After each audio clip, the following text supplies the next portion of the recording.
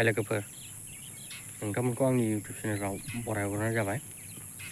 लोगोफोर जोंहा recently ITI एडमिशननि माने कलेज सेलेक्ट खालायनाय आरो ट्रेड सेलेक्ट खालायनाय सोलिगासिनो दं।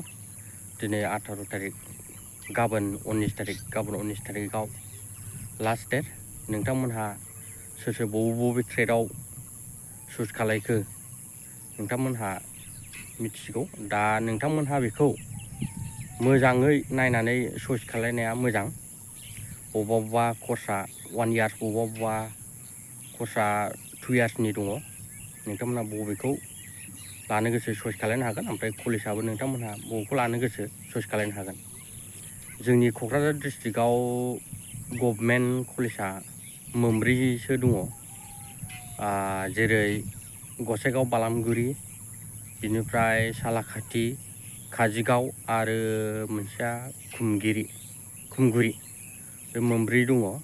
नोंथांमोना बावहाय चइस खालायनो हागोन सोर बहा लानो। बिनिफ्राय बावहाय मोनसे माबा दङ लोगोफोर, SCBT आरो IMC होननाय दङ।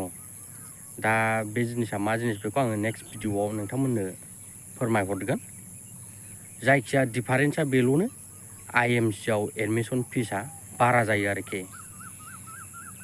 खिन्थु गासिबो सेमानो, सार्टिफिकेटखौनो होन नोङो बिनि कर्सखौनो होन गासिबो सेमानो। खालि एडमिसन फिसआल'नो IMCआव एसे बारा थाङो आरोखि।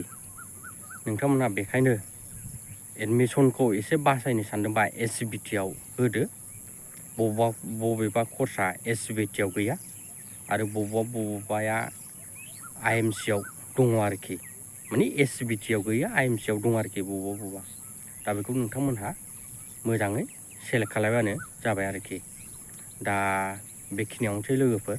नोंथांमोनहा अननानै लाइक खालायदोलाय, साबस्क्राइब खालामना होदोलाय सोरबाफोर गोदानबा, आरो अननानै शेयारबो खालायना होदोलाय।